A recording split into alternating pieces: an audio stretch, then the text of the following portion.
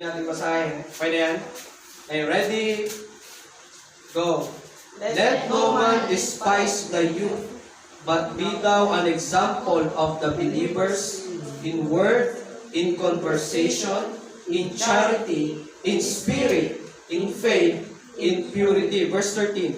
Till I come, give attendance to reading, to exhortation, to doctrine. Okay, tayong lahat ay pumikit at yumuko. Magpipray tayo. Let's pray. Ama naming Diyos na makapangyarihan sa lahat, kami po'y nagpapasalamat sa oras na ito. Salamat, Panginoon, na kami po ay muli nakarating sa hapong ito para muli sumamba sa inyong trono ng biyaya, Panginoon. Salamat, Lord, sa inyong kabutihan sa aming mga buhay.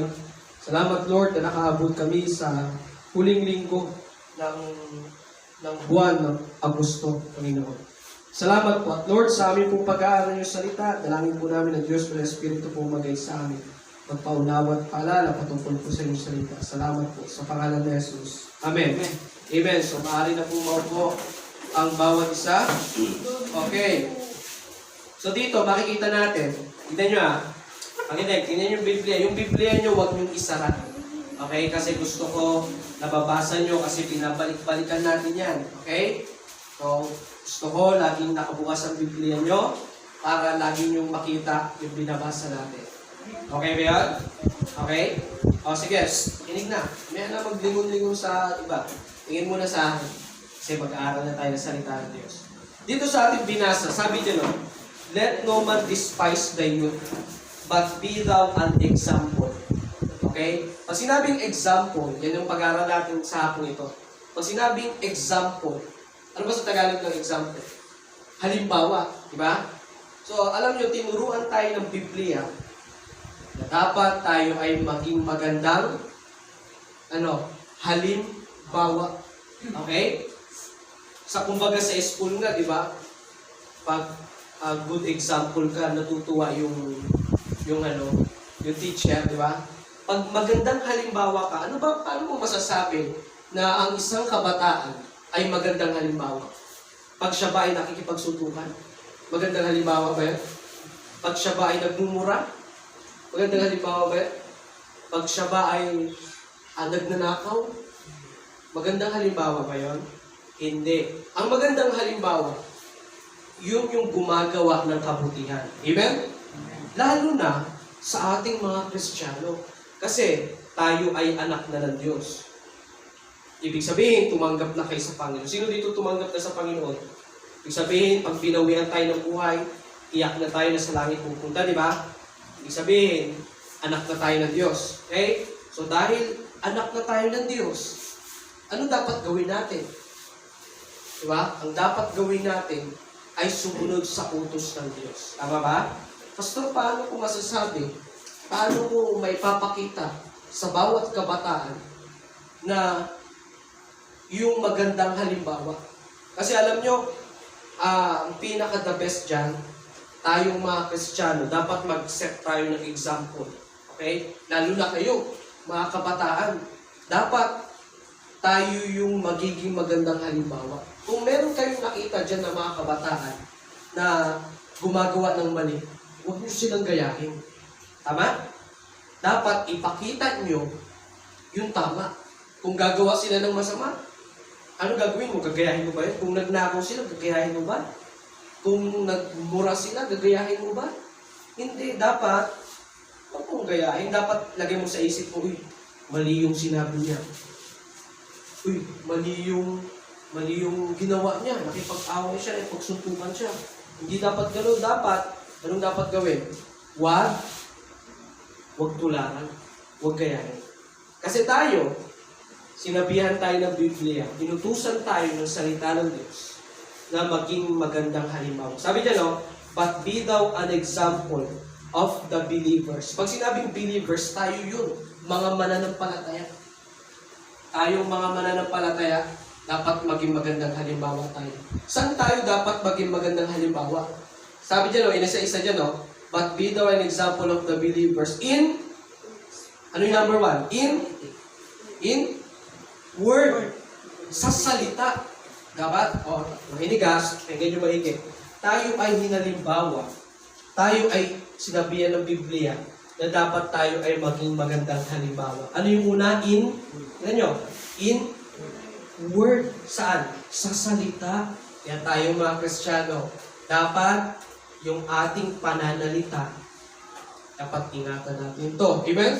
Kasi halimbawa diba? Sabi ko nga kanina, pag ikaw nagmumura, nagsasabi ng hindi magandang salita, magandang halimbawa ba yun?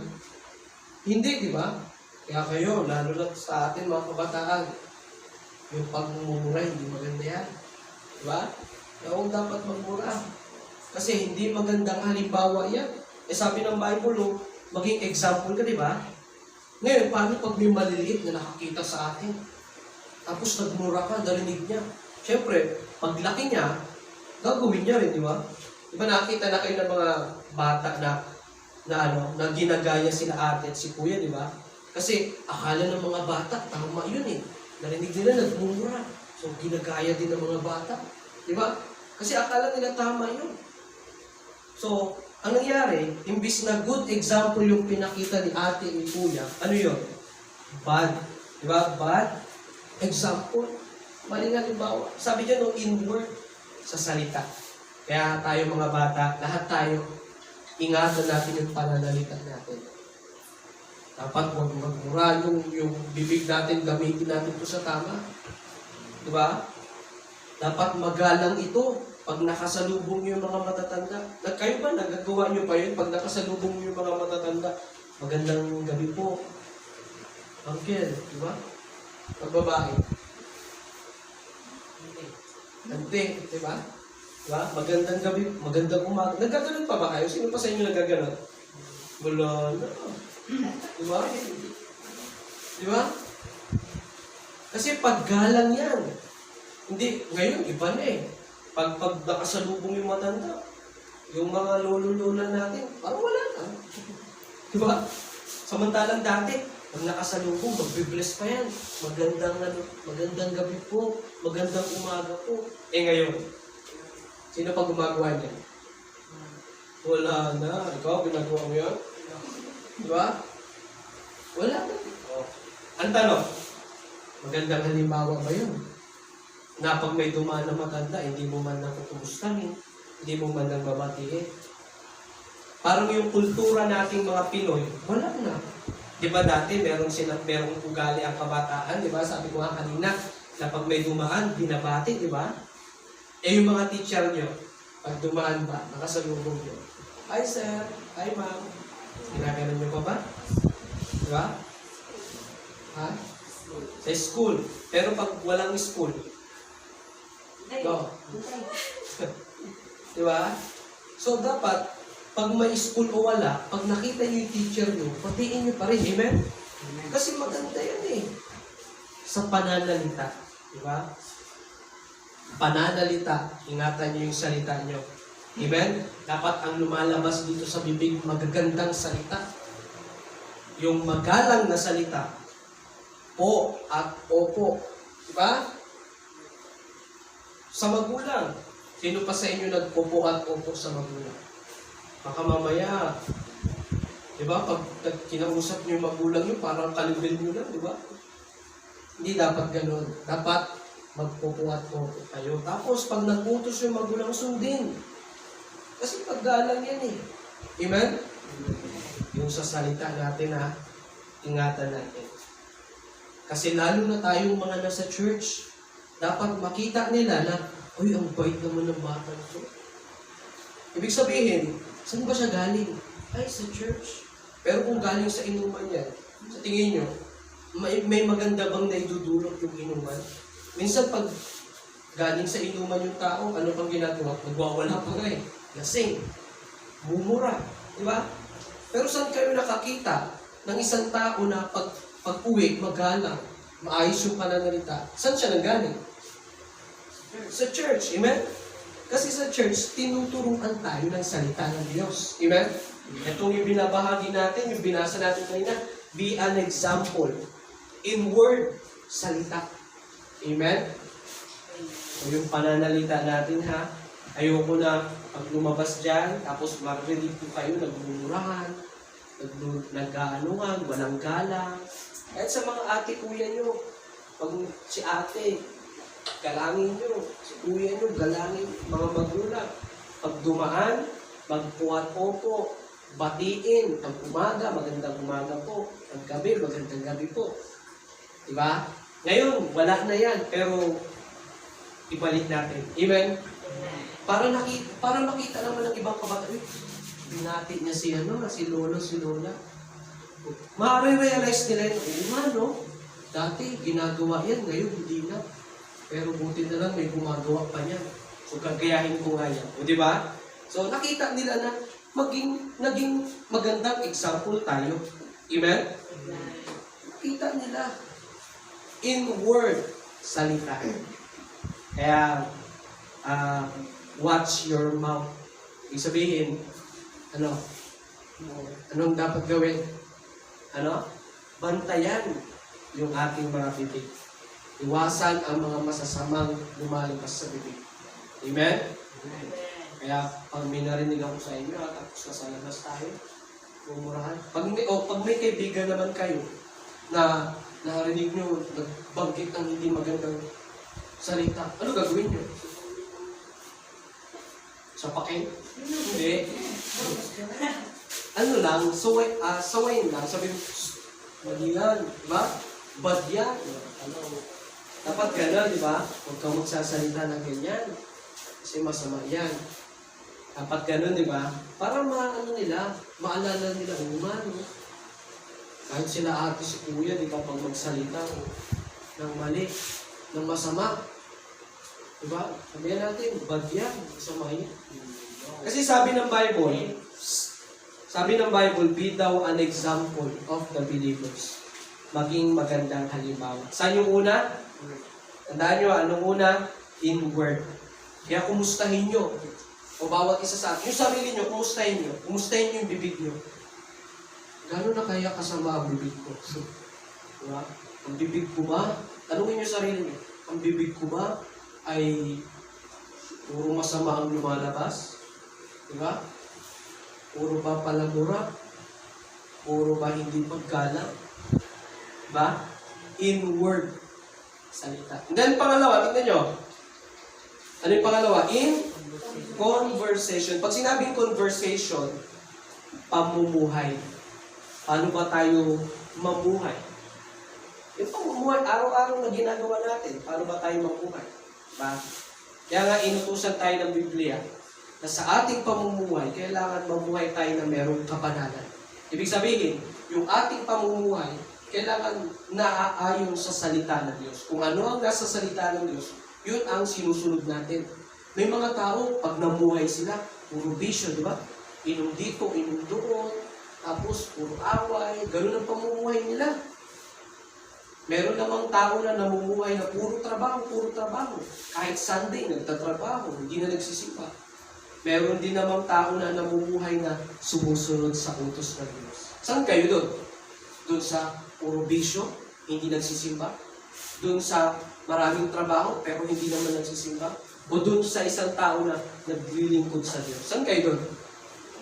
Doon tayo sa naglilingkod sa Diyos. Amen? Kaya sabi ko nga sa inyo, ang buhay natin, maiksi lang. Maiksi lang ang buhay natin. Kaya paglingkod natin ito sa Diyos. Amen? Conversation, pamumuhay. Paano ba tayo mamuhay? No? Yung ginagawa nyo ngayon na pumupunta sa Diyos, magandang pamumuhay yan. Kasi every Sunday, dapat ugaliin nyo na yan. Ilagay nyo na sa puso at isipan nyo na every Sunday, kailangan nasa church ako. Pwede ba yun? Pwede ba yun? Ilagay nyo sa puso at isipan nyo. Dapat sa schedule nyo lagi, ilagay nyo na yan every Sunday, tuwing umaga, 9 a.m. Kailangan nasa church ako. Tapos hapon, alas 4 or alas 3, kailangan nasa church na ako. Di ba maganda yung ganon? Amen? Amen. Maganda yung ganon. Dapat kasali sa pamumuhay. Kung meron pa tayong Wednesday. Di ba? Wednesday. Anong oras ng Wednesday natin? Alas 4. Di ba? Meron pa tayong Friday. Prayer meeting naman yun, di ba? Magpipray tayo. Yan ang magandang pamumuhay. Kaysa naman na ganitong araw, kailangan nandun ako sa kumpare ko. Magiinuman kami. Ganitong araw, nandun ako. By schedule yung inuman nila eh. Tamang pamumuhay ba yan? Hindi. Dapat ang pamumuhay natin, makikita sa buhay natin na mahal natin ang Diyos. Amen? Amen. Mahal pa natin ang Diyos? Amen. Diba sabi ng Biblia, Thou shalt love the Lord thy God. Mahalin natin ang Diyos ng buong puso, buong isip, at buong kaluluwa, buong buhay. Amen? Amen. Mahalin natin ang Diyos. Makikita naman yun sa buhay natin kung mahal natin ang Diyos. Ang taong nagiinom, puro bisyo, mahal ba niya ang Diyos? Sa tingin nyo, di ba ang pagmamahal sa Diyos, nakikita yan sa gawa? Amen? Pag ang tao puro bisyo, tapos sasabihin niya, mahal ko ang Diyos, pero mamaya-maya nagbibisyo. Mahal ba niya ang Diyos? Kasi ang taong nagmamahal sa Diyos, sumusunod sa utos ng Diyos. Kayo ba? Mahal niyo ba mga magulang niyo? Ha? Mahal niyo mga magulang niyo? So dahil mahal niyo sila, pag nag-utos sila, ano gagawin niyo? Susundin, tama? Kasi mahal niyo. Diba sasabihin mo sa mama mo, Ma, mahal kita. I love you. Diba? Pero inutusan ko, anak, bili ka muna ng toyo doon. Supa. Hindi ma, si ano na lang, si ganito na lang. Tuturuan, no? Pero mahal niya daw. Diba? Ang totoong nagmamahal, kaya sabi ng Panginoon, di ba? If you love me, keep my commandments. Kung mahal niyo ako, sundin niyo ang aking mga utos. Ang tanong, mahal niyo ba ang Diyos? Sinong mahal ang Diyos? Ayan, makikita ko naman sa inyo na mahal niyo ang Diyos kasi nagsimba kayo. Tama? Pero ipasok niyo itong yung mga kautusan na ito. Sa pagmahal niyo ang Diyos, dapat hindi lang kayo nagsisimba, kundi nagbabasa rin ng Biblia. Maganda niyan, araw-araw dapat nagbabasa kayo ng Biblia. Sabi ko nga sa inyo, lagi kayong maglaan ng oras. Pagising sa umaga, maglaan ka na ng oras na. Halimbawa, gigising ako alas 6 ng umaga. Tapos, 6:30, magbabasa ako ng Biblia. Diba? Kasi ang pagbabasa ng Biblia, day and night, umaga, gabi yun. Diba? Sino sa inyo may Bible na? Diba? Lahat ba kayo may Bible? Yung iba wala pa. Diba? Kayo may Bible na? Sino sa inyo nabigyan ko ng Biblia? Wala pa. Yung iba wala pa, diba? Pero, sige pag magkaroon ulit tayo ng time na makapunta sa Bulacan, kung meron man akong makuha ulit na Bible, mapili natin, ibigyan ko kayo. Amen? Kasi gusto ko sa inyo matuto ng salita ng Diyos. At ang pagbabasa ng salita ng Diyos, araw-araw. Kung gaano ka, minsan nga mas mahaba pa yung time sa cellphone, di ba? Pag naglaro ng ML, ang tagal. Di ba? Pero bakit pag nagbasa ng Biblia, ni 1 minute, wala. Di ba? Di ba nakakaya yun? Sinong mas mahal? Ang Diyos, ang cellphone? Ha? Sabihin natin, ang Diyos. Pero, anong ginagawa mo lagi? Nagbabasa ng Biblia? O puro ML? Pag puro ML, mali ka, hindi mo mahal ang Diyos, di ba? Kasi kung mahal mo ang Diyos, dapat nagbabasa ng Biblia. Nananalangin. Kasi if you love me, ano sabi? If you love me, keep my commandments. Amen? Keep my commandments. Sundin ang aking mga kautusan. Amen ba? Kaya tayo, sunod tayo sa utos ng Diyos, ha? Ano nga yung mga utos ng Diyos? Ano muna? Sisimba. Pangalawa, pagbabasa ng Biblia. Pangatlo, pananalangin. Diba? Pero itong pagpunta nyo sa church, nasunod nyo ang utos ng Diyos, tama? Kasi pumunta kayo sa church eh. So, masaya ang Diyos kasi nakita niya kayo na pumunta sa church. At nawa, ang pagpunta sa church ay hindi pa putol-putol ha. Ngayon, nasa church. Next week, wala. Ngayon, nasa church. Next week, wala. Dapat hindi kang dapat tuloy. Amen? Amen ba? Dapat tuloy-tuloy. Kaya, sunod tayo sa Diyos ha. Amen? Kasi maraming taong nakakita sa atin. Sabihin nila, saan kaya ang church niya? Saan kaya siya nagsisimba? Tapos maganda, may dala pang Biblia, no? Amen? Tapos pupunta sa church, may dalang Bible. Diba? Ang Bible, dapat huwag kayong mahiyang may dalang Biblia. Kailangan pag pumunta sa church, maging proud kayo na may Bible kayong dala. Yung mga umiinom nga ng alak, hindi nahihiyang may dalang alak, di ba? Di ba? Pag dumaan sila dyan, okay lang, may mga alak na dala. Ganon din sa atin. Pag pupunta kang church, huwag kang mahiya, may dala kang Biblia. Amen? Kasi ito ay salita ng Diyos. Kaya nga, maging example tayo. Kasi pag nakita tayo ng mga tao, wow, galing naman yan, no? Kami, pag dumaan kami dyan, may dala kaming alak. Sila, pag dumaan, may dalang Biblia. Di ba? At pag nakita nila tayo, gagayahin nila, di ba? At hindi lang sila, kundi yung mga bata, pag nakita tayo ng mga maliit na bata, na lagi tayong may dalang Biblia. Amen? Amen? Kita nila, may mga dalang tayong Biblia, hindi mas matutuwa pa sila. Kaya sabi ng Biblia dito, tignan nyo. Kung natin nyo sa 1 Timothy chapter 4, verse, 1 Timothy 4, 12. Yan. Tignan nyo ulit. Sige. Let no man despise the youth, but be thou an example of the believers in word, in conversation. Pangatlo, in Charity. charity. Ano yung charity? Pag-ibig.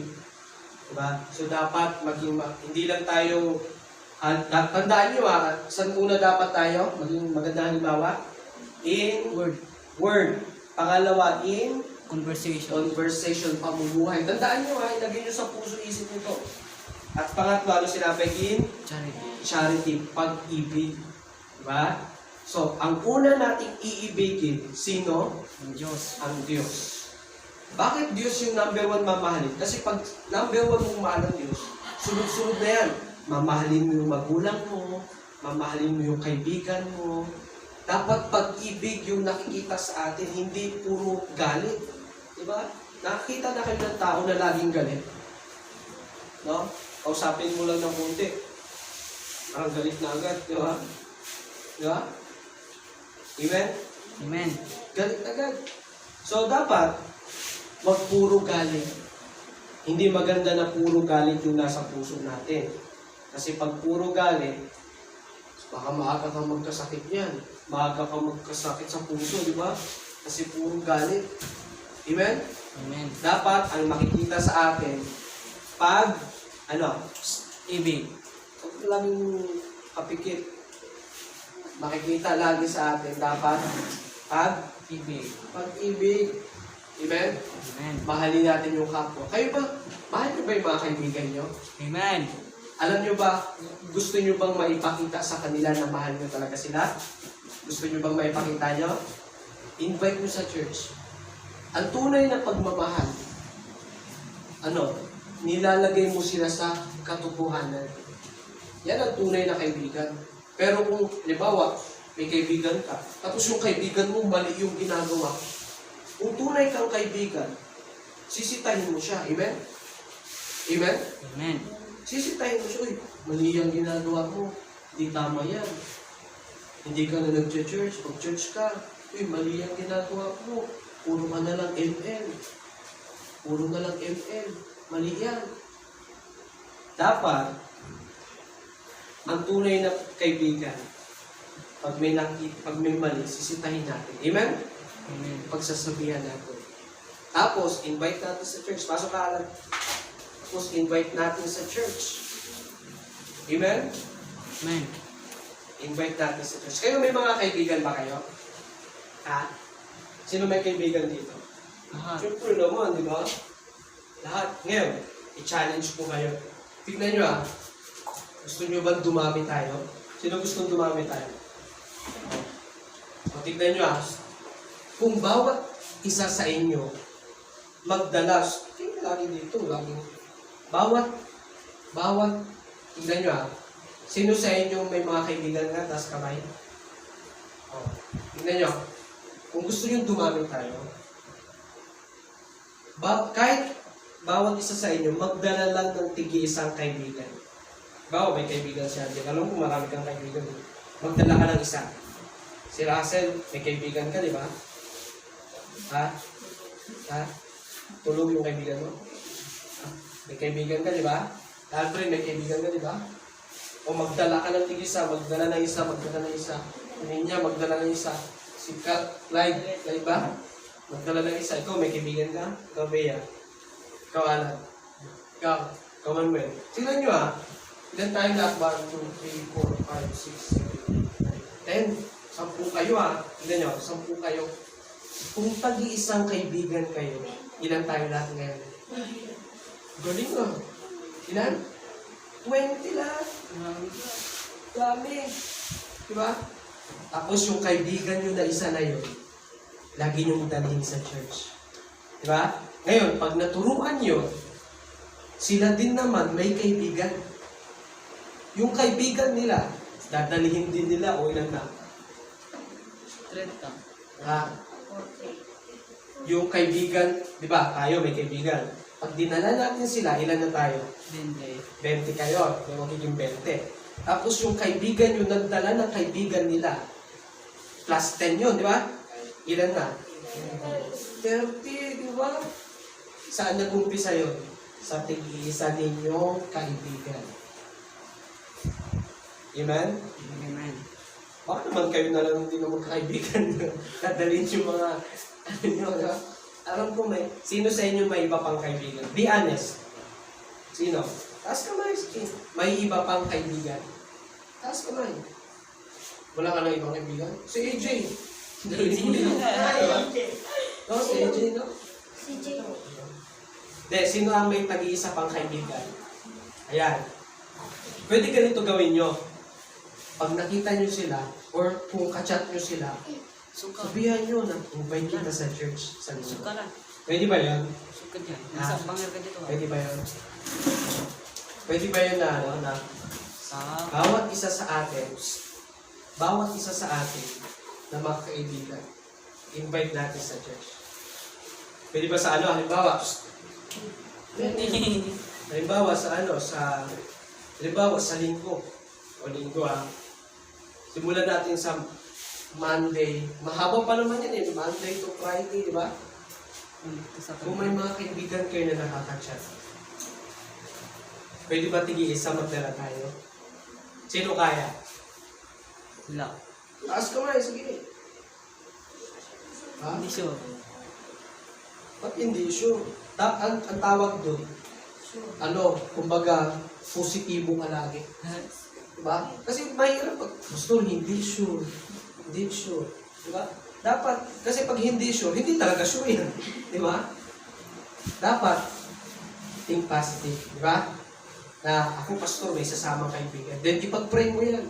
Lord, nawa, makasama si ganito. Diba? Dapat. Kaya ba yun? Kaya? Tig-isa, no? Tig-isa? Kaya? Kaya yan. Diba? Amen ba? Amen. Diyan nag-uumpisa, dumami ang church. At tignan nyo pag nadala nyo yung tig-isa nyong kaibigan, tingin dito. Pag nadala nyo yung tig-isa nyong kaibigan, alam nyo mangyari, pag sila tumanggap sa Panginoon, di ang saya, matutuwa ang langit. Matutuwa yung mga anghel sa langit, yung Diyos. Matutuwa, bakit? Sipin nyo, 10 yung bisita natin, tapos 10 yung tumanggap sa Panginoon, di may 10 tao na hindi napupunta sa impyerno, di ba? Katulad nyo, nung tumanggap kayo sa Panginoon, di ba?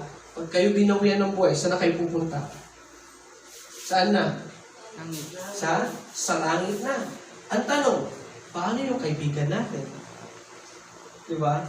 Kasi balang araw, pag sila namatay, at napunta sila sa impyerno, di ba? Tatanungin ka nila, sabihin, kaya mo ba lang pumunta dyan sa langit? Bakit hindi mo man lang ako tinuruan? Diba? Kaya ngayon pa lang, dapat gawin na natin yung best natin na madala yung mga kaibigan natin. Amen? Amen. Amen? Amen. Kailangan madala natin yung mga kaibigan. Lalo na yung mga kaibigan na hindi pa tumatanggap sa Panginoon. At kung sa tingin mong tumanggap na sila sa Panginoon, ayahin nyo pa na sila sa church.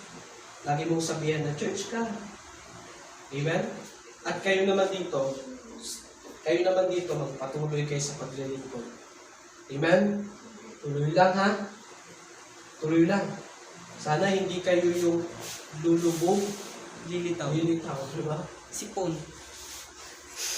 Diba yun nga, parang sipon, di ba?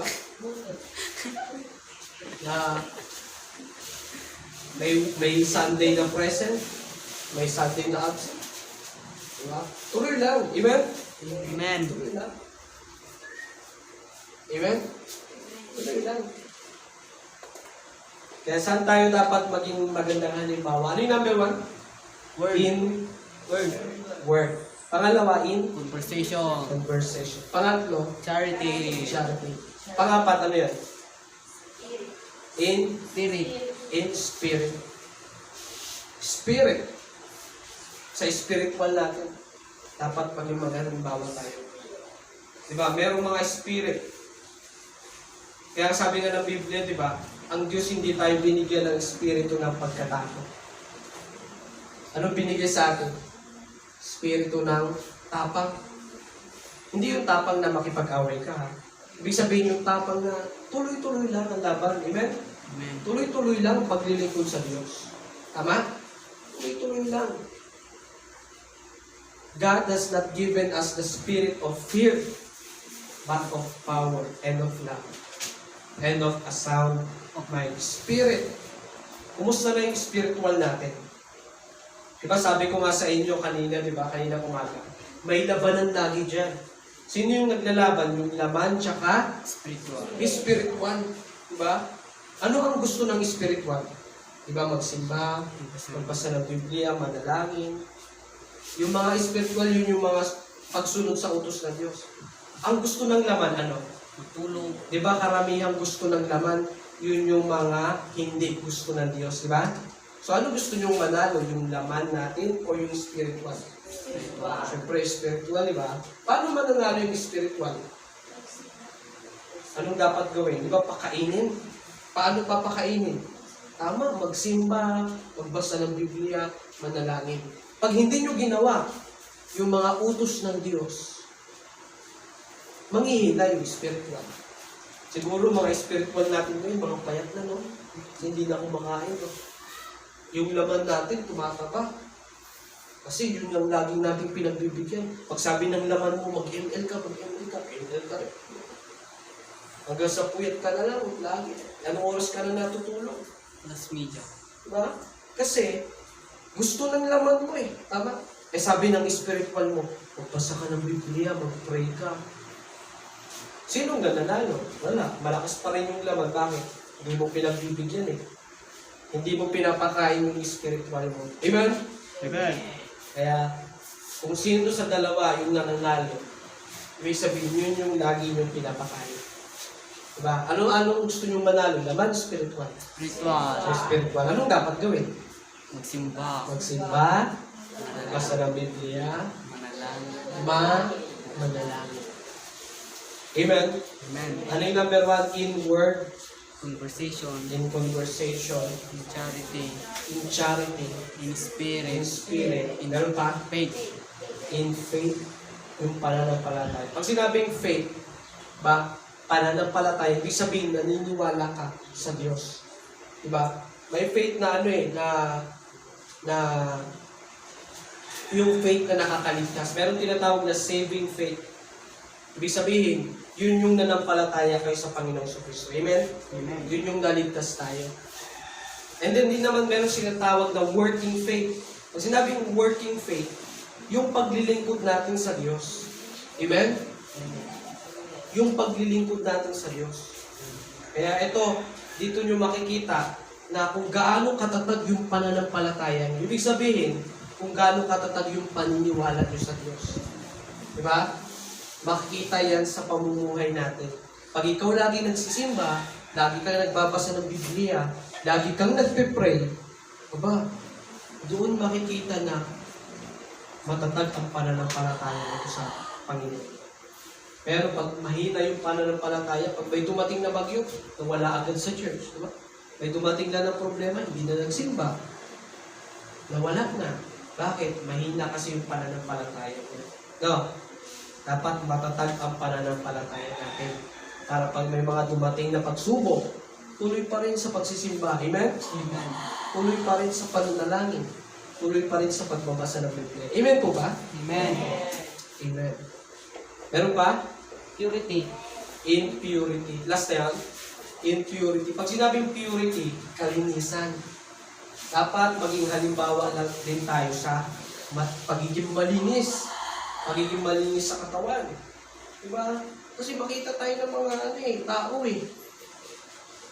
Meron dalawang uri ng kalinisan. Kalinisan sa pisikal at kalinisan sa spiritual. Ibig sabihin ng malinis, hindi gumagawa ng kasalanan. Diba? Kaya paano magiging halimbawa yung isang tao na gumagawa ng kasalanan? Diba? Sa tingin nyo, yung taong nagiinom, maraming bisyo, sa tingin nyo, masasabi nyo bang good example siya? Ha? Masasabi nyo bang good example siya? Na siya ay nagiinom, gumagawa ng bisyo, tapos sinasagot yung magulang, inaaway yung mga kaibigan. Good example ba yan? Ha? Hindi, di ba? Ano tawag sa kanya? Bad example. Diba?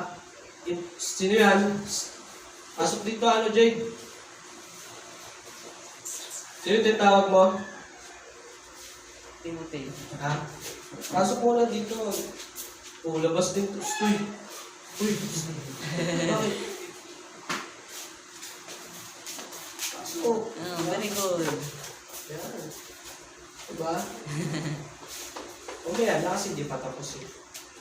Kaya, be an example. Diba? Tignan nyo, sabi doon purity, diba? Kalinisan. Malinis muna sa physical. Diba? Tignan nyo yung physical nyo.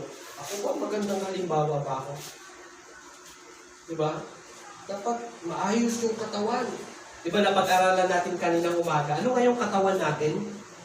Ano nga yung katawan natin? Temple. Ito ay templo ng Diyos. At ito ay banal.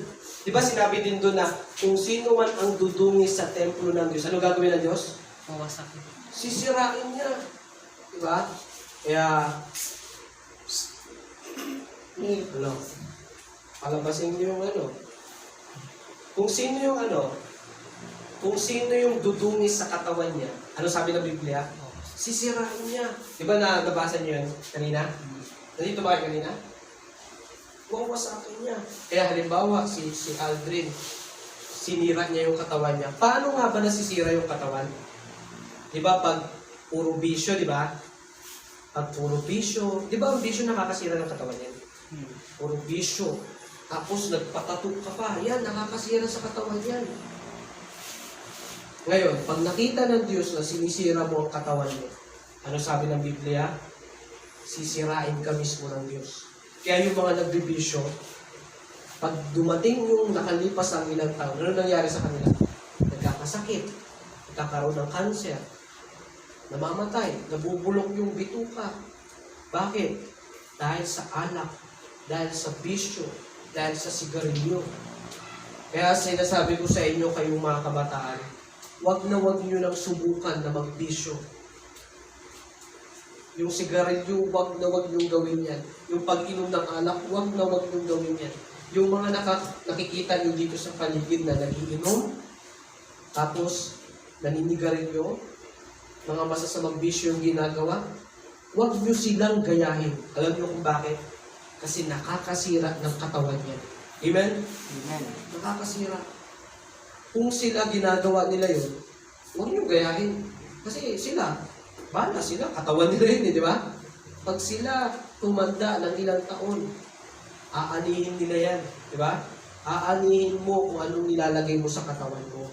Kaya kung puro bisyo, masisira yung katawan nila palang araw. At sabi ng Biblia, pupuksain o sisirain pa sila mismo nino Yung Diyos. ng Diyos. Amen? Amen. Magandang halimbawa. Kaya yung katawan natin, purity, kalinisan sa katawan natin. Diba? Isa-isahin natin sa katawan nyo. Dapat malinis dyan. Dapat walang ang tattoo eh. Ang tattoo, kasalanan yan sa Bible. Sabi ng Biblia, huwag kayong maglalagay ng mga imprenta sa katawan nyo. Mga tattoo. Sino may tattoo dito? Kaya kayo, alam nyo na bawal magpatato. Huwag na kayo magpatato. Huwag nyo nang gayahin yung iba. Amen? Amen. Kasi kasalanan yan. Kalinisan sa katawan. Ano pa? Kalinisan saan? Ba? Malinis. Kalinisan sa katawan at kalinisan sa spiritual. Amen? Amen. Paano maging malinis ang spiritual? Magbasa ng Biblia. Ganun pa rin. Manalangin, magsimba, sumunod sa utos ng Diyos. Amen? So, ang keyword natin sa hapong ito ay yung word na example. Saan dapat tayo maging example? Ano yung number 1 na? Tignan sa Bible, in word, sa pananalita natin ha. Amen? Amen. Dapat ang marinig sa bunganga natin, malinis, maayos, tapos paggalang, yung masasama, dapat huwag natin sabihin yan. Yung mga bastos, huwag natin sabihin yan. Kasi dapat maging magandang halimbawa tayo. In word, pangalawa, in conversation, sa pamumuhay natin ha, magbasa ng Biblia, manalangin. Pag pumunta sa church, hanggat maaari, maayos ang suotan. Kasi halimbawa yan eh. Nakikita nila yan, di ba? Yung mga tao. Conversation. Pangatlo, in charity. Yung pag-ibig natin. Amen? Mahalin niyo yung mga kaibigan nyo, mga magulang nyo, at higit sa lahat ang Diyos. Kung may mga kaibigan pa kayong hindi tumatanggap sa Panginoon, dalhin nyo sila dito sa church. Amen? Amen. Charity, pag-ibig. Ano yung pangapat? Spirit. Sa espiritu natin. Amen? Dapat meron tayong espiritu na pagiging malakas ang loob. Amen? So, pag may problemang dumating, magpatuloy ka pa rin sa paglilingkod. Amen? Amen. Spirit. And then ano pa? In faith. Pananampalataya. Matatag ba ang pananampalataya natin? Amen. So, ang Kristiyano matatag ang pananampalataya. Tuloy-tuloy lang. Amen? Amen. Tuloy-tuloy lang. Huwag lulubog lilitaw. Tuloy lang. Amen? Amen. In faith. And then last, purity, kalinisan. Lagi mong lagay sa puso, isip mo. Ilan yan? 6 yan, di ba? Kapisaduhin yan. Mamaya, pag-uwi nyo sa bahay. Bago kayo matulog, isipin nyo, kailangan malinis ako sa pananalita. Kailangan malinis ako sa pamumuhay ko. Kailangan malinis ako sa pag-ibig. Kailangan maging malinis ako sa espiritu. Kailangan maging malinis ako sa pananampalataya. At yung purity. Amen? Amen. Kailangan malinis ako. Malinis ako sa katawan at malinis ako sa spiritual. Ibig sabihin, kung ano yung mga pwedeng makasira sa katawan nyo, iwasan nyo yan. Amen? So tayo mga kabataan, tingin guys lahat sa atin, tayong mga kabataan, tayo yung tinitignan ng ibang tao. Lalo na yung mga maliliit, yung mga next generation. Ganito, gagawin, tingin guys sa akin, kung tayo dito, puro inom at bisyo, syempre makikita ng mga maliliit yan, di ba? Mga next generation yan. Pag nakikita nila yung mga tao dito puro inom bisyo, pag lumaki sila, ano sila?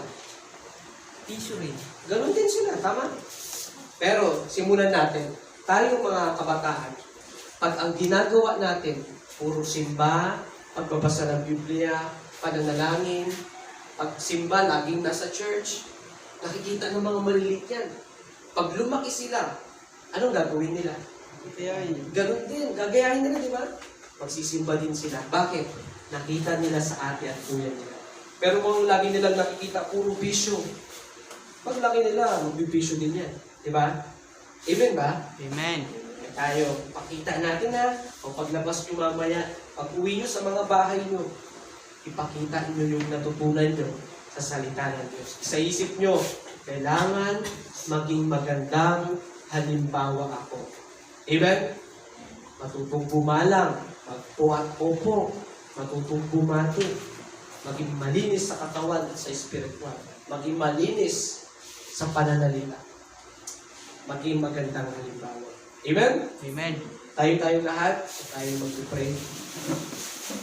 Tayo mananalangin. Mamaya na yung usap, tahimik muna. Gusto ko mag-pray ang lahat. Okay? Gusto ko mag-pray. Pikit lahat. Pikit. Pikit ang bawat isa. Gusto ko kausapin nyo ang Diyos. Kausapin nyo ang Diyos. No? Pag hindi kayo nakapikit, hindi ko man kayo nakikita, pero nakikita kayo ng Diyos. Kausapin nyo ang Diyos. Mag-pray kayo. Pag-pray nyo na, Lord, tulungan nyo po ako na maging magandang halimbawa ako. Alam nyo, pag inobserbahan ko itong barangay natin, no, mas marami ang mga bad examples na tao kaysa sa mga good examples. So, piliin natin na maging magandang halimbawa tayo sa mga tao. Kasi pag maging bad examples tayo sa kanila, paano na lang yung mga maliliit, mga next generations, na paglaki nila, wala, magiging bad examples din sila. Kaya pag-pray mo, Lord, tulungan niyo po ako na maging magandang halimbawa po ko sa mga tao. Na pag ako makauwi sa bahay, makausap yung mga kaibigan, na makita nila na maging magandang halimbawa ako sa kanila.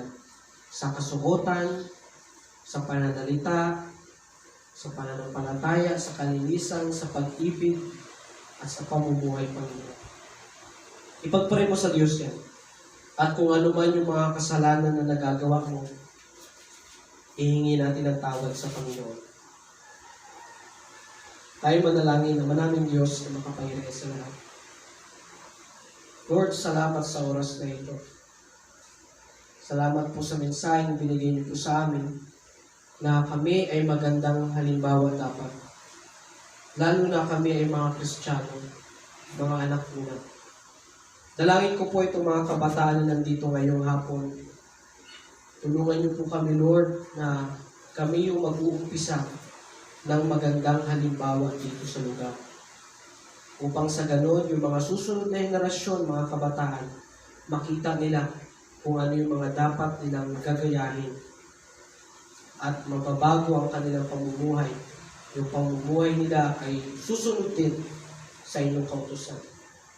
Salamat ng marami, Panginoon. Lord, bless niyo rin po ang aming offering sa hapon ito. Sa pangalan ni Jesus. Amen. Amen. Okay, mga rin ang mga po ang bawat isa. Okay. Offering tayo. Pasaan na lang.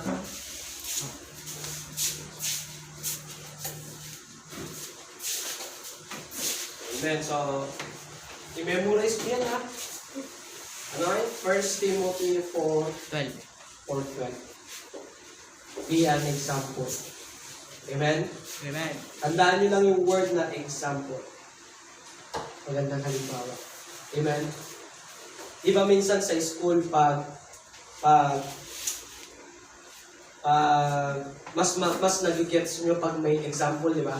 Di ba sa solving, sa math, nagigets nyo yung pag may example, di ba? Yung solution. Ganun din sa paglilingkod sa Panginoon.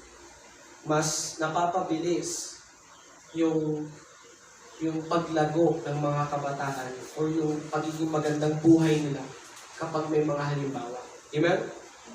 Halimbawa, dapat tayo yung makitaan ng magagandang asal. Amen? So, salamat sa Panginoon. Nandito kayo.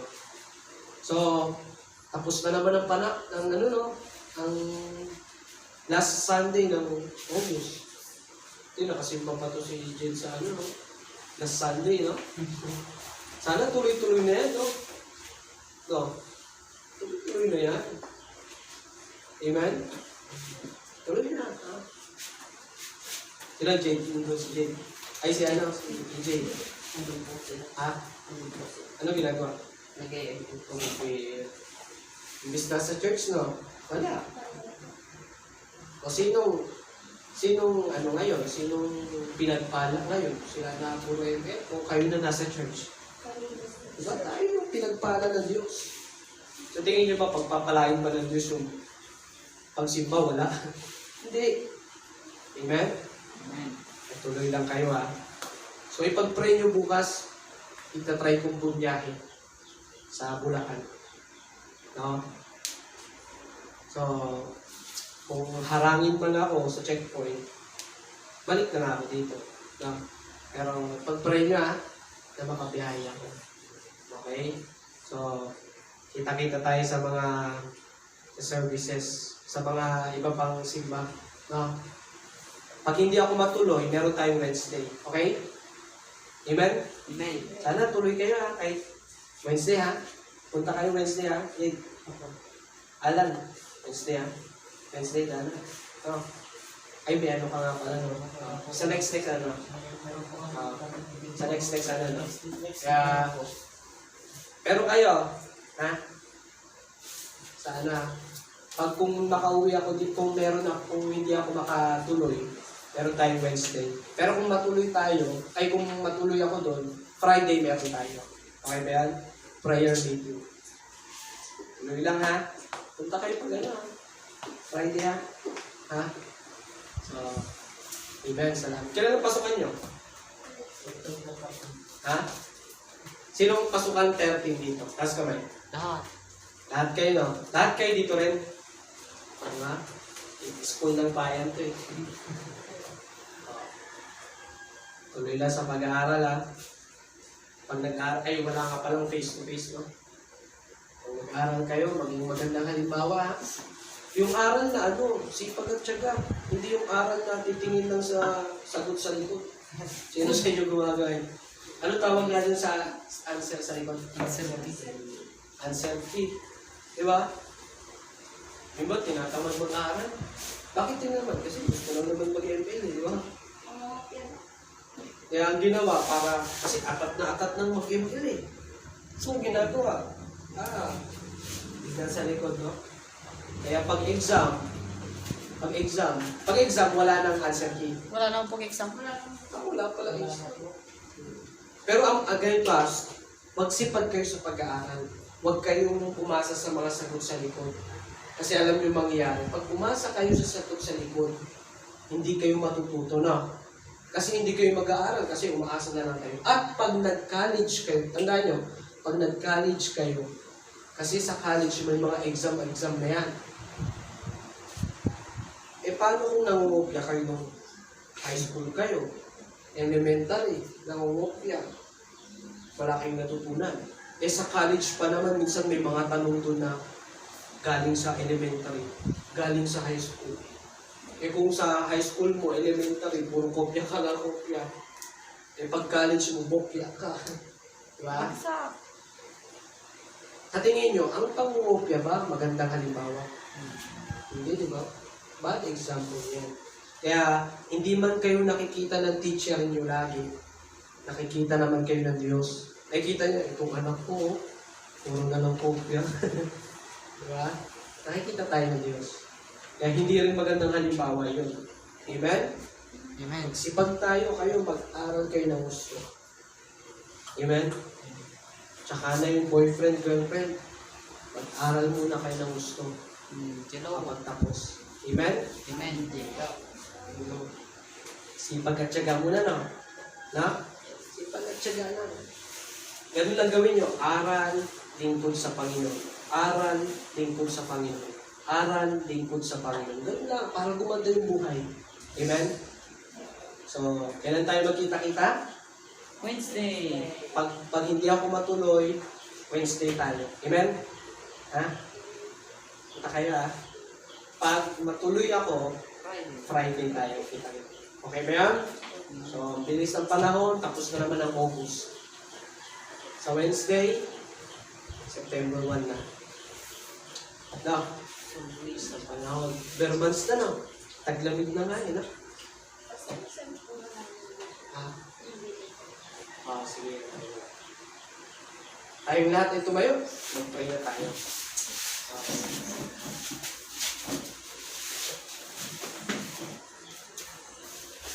Pray tayo. Sige, pigit tayo lahat. Masalamat tayo sa Panginoon, no? Natapos na naman ang Sunday na ito. No? Bilis ng panahon, no? Pray tayo. Maraming Diyos na makapangyarihan sa lahat. Lord, salamat sa oras na ito. Salamat, Lord, sa aming lesson simula kanina umaga sa Sunday School, Stewardship of Life and Body, and then preaching kanina umaga, at ngayon, service sa hapon. Salamat, Lord, sa paalala na dapat kami ay maging magandang halimbawa, Panginoon. Tulungan niyo po kami, Panginoon, na bawat isa sa amin dito, bata man o matanda, tulungan niyo po kami, Lord, na maging magandang halimbawa kami, Panginoon. Makita kami ng mga tao at gayahin kami at makita nila yung tama sa aming buhay. At higit sa lahat, sila po ay madala namin sa inyong gawain dito at sila din po ay maglingkod sa inyo. Dalayan ko po ito mga kabataan na nandito ngayon, Lord, nawa na sila po ay maging magandang halimbawa sa kapitbahay, mga kaibigan, at sa loob ng kanilang mga tahanan. Nawa magpatuloy sila sa paglilingkod at nawa na sila po ay lumaki ng may takot sa inyo, Panginoon. Pagpalain niyo po itong mga batang ito, nawa patuloy ko po silang makasama sa paglilingkod. Ingatan niyo rin po sila sa kanilang pag-uwi. Makarating po nawa sila sa kanilang mga tahanan. Baon-baon ang kanilang natutunan galing po sa inyo salita. Nawa yung mga napakinggan ng mga members, regular visitors, baptism, prospect for baptism, mga napakinggan nila kaninang umaga na inyong salita, hanggang ngayon, nawa na ito po ay kanilang may isa puso, may isa isip, at may isa buhay, Panginoon. At makita nawa sa kanilang pamumuhay, Panginoon. Salamat, Lord, ng maraming. At Lord, sa akin din pong pagbiyahe bukas, kung kalooban niyo po na makarating ko ang Bulacan, bigyan niyo po ko ng pabor sa checkpoint, Panginoon. Maraming salamat po, Panginoon. Lord, ang lahat po na ito ay aming pong hinihiling at dinadalangin sa matamis na pangalan ng aming Panginoon sa Kristo. Namin po, Panginoon Diyos at tagapagligtas, at lahat tayo masasabi ng Amen. Amen. Okay, God bless.